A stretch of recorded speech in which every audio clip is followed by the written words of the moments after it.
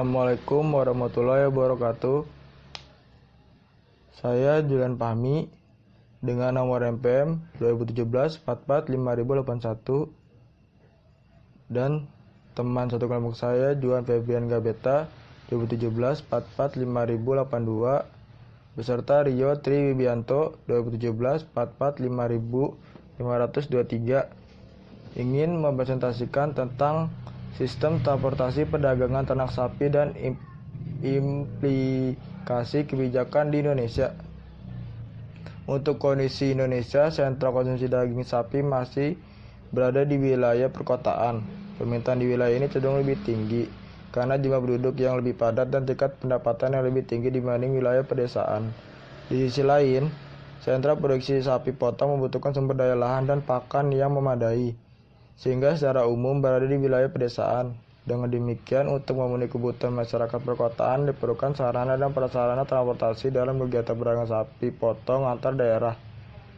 Tuntutan selera sebagian besar masyarakat lebih menyukai daging segar dibanding daging olahan, mengharuskan pedagang daging sebagian besar masih dalam bentuk ternak hidup.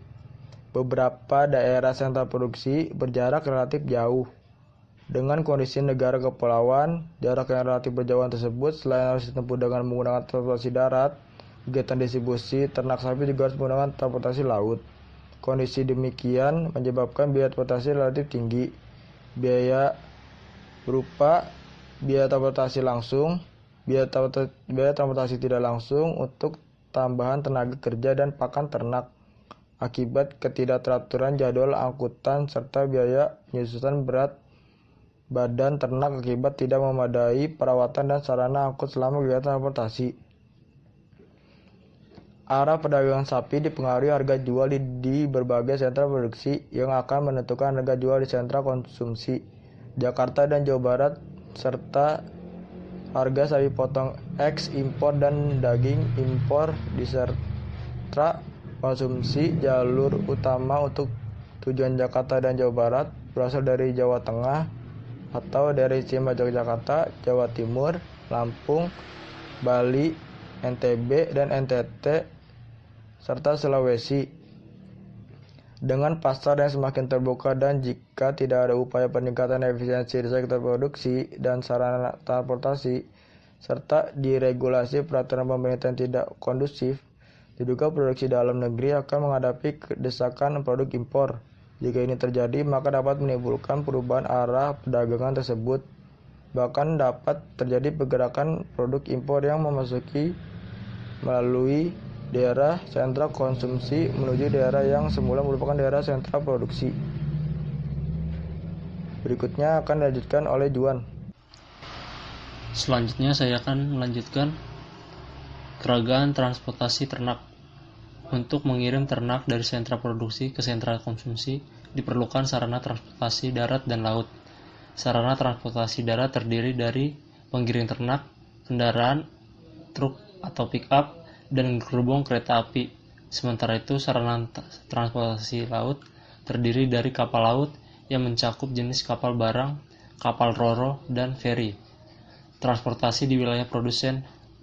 Ciri sentra produksi ternak sapi yang terpencar dengan kepemilikan yang relatif sedikit mengharuskan pedagang menggunakan tenaga manusia untuk menggiring ternak sampai ke rumah pedagang pengepul. Kegiatan semacam ini masih dijumpai pada beberapa sentra produksi sapi di Indonesia dan merupakan salah satu penyebab tingginya biaya tenaga niaga. Namun dengan kondisi yang terpencar demikian, menggunakan tenaga penggiring menjadi lebih murah dibandingkan dengan menggunakan kendaraan. Umumnya mereka membayar berkisar Rp15.000 hingga Rp25.000 untuk setiap giring per ekor sapi. Jika menggunakan kendaraan dengan volume angkutan yang sedikit, biaya per ekor menjadi lebih mahal. Tahap selanjutnya mengangkutan sapi menggunakan kendaraan baik berupa pick-up maupun truk. Ukuran alat angkut yang digunakan di daerah produsen umumnya lebih kecil dibandingkan untuk perdagangan daerah antar daerah. Variasi jalur angkut meliputi dari peternak ke pedagang pengepul atau langsung ke pasar hewan, dari pedagang pengepul ke pasar hewan, dari peternak atau dari pedagang pengepul atau dari pasar hewan ke rumah potong hewan setempat. transportasi di daerah sentra konsumsi. Transportasi sapi potong ke daerah sentra konsumsi menggunakan transportasi darat dan laut. Alat angkut yang digunakan pada transportasi darat terdiri dari truk dan gerbong kereta api, sedangkan pada transportasi laut menggunakan kapal barang dan kapal feri. Biaya pemasaran pada pedagang sapi potong. Organisasi pasar atau rules dan aturan main rules menentukan seberapa banyak pelaku yang terlibat dan bagaimana proses transaksi terjadi. Dengan demikian, walaupun komoditas yang diperdagangkan sesama, organisasi pasar dapat saja berbeda.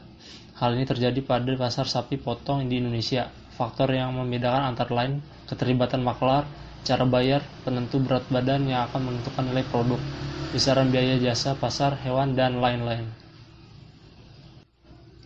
Ya, saya lanjutkan. Biaya pemasaran pada pedagang sapi potong. Dalam analisis margin, pemasaran diambil 3 kasus, yaitu hanya menggunakan angkutan darat pada jalur Bandar Jaya Lampung ke Padang Sumatera Barat, angkutan laut dan darat pada jalur Mataram ke Jakarta, dan angkutan darat dan feri pada jalur Sulawesi Selatan ke Kalimantan Timur. Dapat dilihat sebagai berikut pada bagian ibu ini.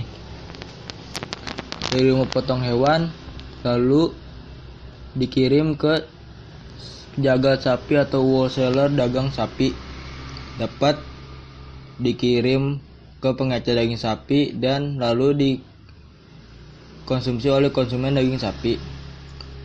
Dan ada pula yang dari peternak sapi ke pedagang perantara lalu ke penjaga sapi atau wholesaler daging sapi. Dan untuk ke daerah desa, dari peternak sapi dapat dikirim ke dagang desa, lalu kemudian ke pedagang kecamatan atau kabupaten, pedagang antar daerah, dan lalu ke penjaga wholesaler daerah konsumen. Lalu pada slide selanjutnya, bagian selanjutnya peternak sapi mengirim dagangannya ke pedagang kecamatan kabupaten yang sebelumnya dipotong pada rumah potong hewan, lalu ke penjaga wholesaler daerah konsumen, yang lalu dikirim ke pengecer daging sapi ke konsumen daging sapi. Dan untuk daerah desa, pengantar provinsi ke pedagang antar provinsi, lalu kemudian dapat dikirim ke pedagang keliling, depo daging, dan milk shop. Dan dari importer daging sapi juga dapat mengirim daging sapi ke supplier daging sapi yang kemudian dikonsumsi oleh konsumen daging sapi dan kemudian diperjualbelikan di supermarket. Biaya pemasaran yang mahal pada kasus Sulawesi Selatan dan NTB disebabkan oleh jarak tempuh yang jauh, sehingga harus mengeluarkan ongkos angkut yang lebih mahal, serta ada komponen-komponen biaya yang harus dibayar pedagang baik yang resmi berupa jasa dan pungutan resmi dan tidak resmi. Berdasarkan pengalaman, makin jauh jarak tempuh makin tinggi pungutan tidak resmi yang harus dikeluarkan. Di samping itu, karena yang diangkut adalah ternak hidup, untuk menghindari risiko diperlukan biaya tambahan berupa biaya perawatan selama proses penampungan dan perjalanan. Selanjutnya akan dilanjutkan oleh Juan. Selanjutnya saya akan menyampaikan kesimpulan. Walaupun ketetapan yang mengalokasikan distribusi sapi potong dari sentra produksi ke DKI Jakarta dan Jawa Barat yang dikeluarkan Direktorat Jenderal Bina Produksi Peternakan telah dicabut, arah perdagangan sapi potong yang utama masih tetap pada kedua lokasi tersebut. Namun perbedaan harga dan perkembangan konsumsi yang semakin meningkat, sementara kemampuan produksi dalam negeri relatif stagnan hingga terpaksa harus melakukan impor sapi bakalan, telah menciptakan jalur-jalur perdagangan baru. Arah jalur baru tersebut yaitu dari Lampung ke Sumatera Barat, ke Riau dan ke Sumatera Utara, dan Sulawesi Tenggara ke Sulawesi Selatan, dan dilanjutkan ke Kalimantan. Dalam perdagangan sapi ada 4 sarana angkut yang digunakan, yaitu penggiringan, truk atau truk dan feri, kapal laut, dan kereta api. Karena jarak yang relatif jauh antar daerah sentra konsumsi dan sentra produksi menyebabkan peran sarana transportasi menjadi penting. Dalam sistem transportasi ternak sapi, sebagai besar merupakan usaha privat, kecuali pada jalur yang menggunakan kereta api, yaitu jalur Surabaya ke Jakarta.